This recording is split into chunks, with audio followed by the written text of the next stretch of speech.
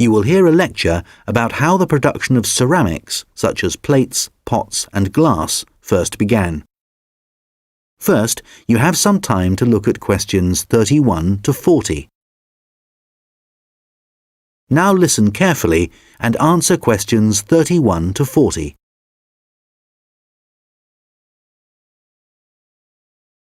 Hi everyone.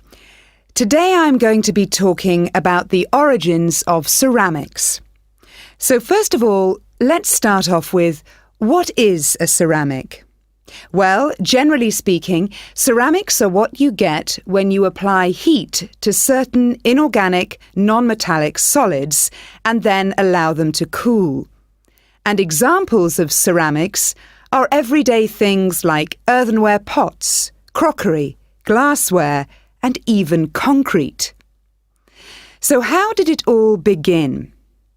Well, it all started around 29,000 years ago, when humans discovered that if you dig up some soft clay from the ground, mould it into a shape, and then heat it up to a very high temperature, when it cools, the clay has been transformed into something hard and rigid.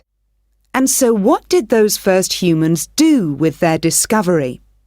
Well, they created figurines, which were small statues and which depicted animals or gods or any shape that the clay could be moulded into.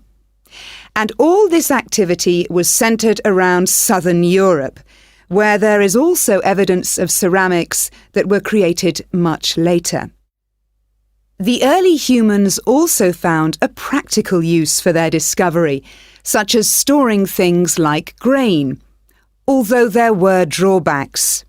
The pots were porous, so that although they could carry water in them, it wasn't possible to store it over a long period.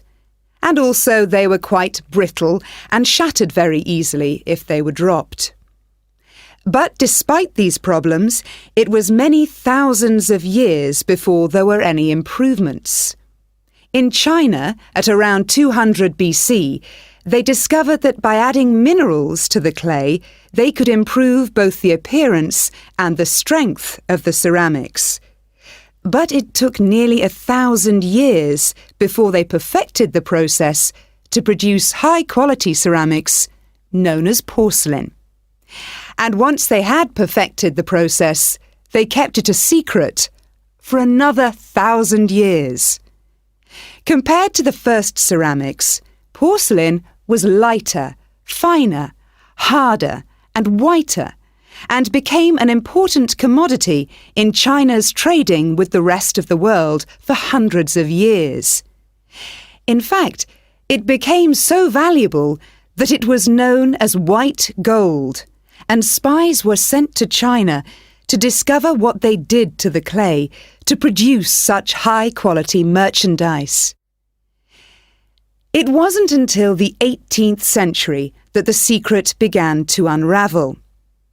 A German alchemist called Johann Friedrich Böttger was asked by the king to make gold out of lead. Unfortunately, Böttger failed to achieve this and soon gave up. But in order to please the king, he attempted to make high-quality porcelain. And after many years of experimentation, he discovered that by adding quartz and a material called China stone to very high-quality clay, he managed to get the same results that the Chinese had been achieving for the last 1,000 years.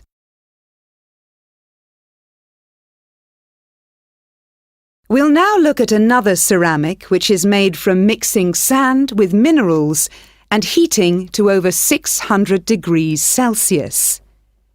When this mixture cools, the result is, of course, glass. The main difference between ceramics made from clay and glass is that clay is made up of crystalline plates which become locked together in the cooling process, whereas glass cools too quickly for crystals to form.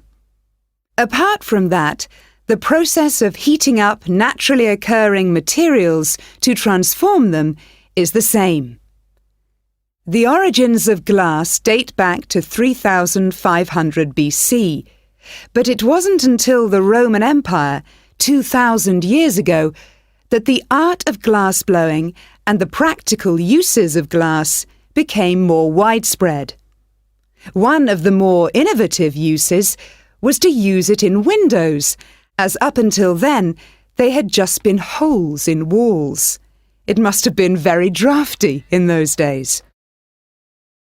The Romans were also responsible for inventing concrete, and although the origins are uncertain, experts think that this is largely due to the high level of volcanic activity in the area. The Romans observed that when volcanic ash mixes with water and then cools, it gets extremely hard and almost impossible to break up. The chemical reaction that follows is very complex and continues for many years, and the concrete just keeps getting harder. Evidence of this are the numerous Roman remains that are still standing, many of which are almost completely intact. One of the most important facts about concrete for the Romans was that it can be created underwater. As the Roman Empire grew, the Romans needed to take control of the seas, and for this they needed to build harbours capable of holding a fleet of ships. Pouring concrete mixture into the sea immediately started the hardening process, and rather than just dissolving in the mass of water, the substance was tough and long-lasting. This strange characteristic of concrete made a significant contribution to the success of the Roman Empire.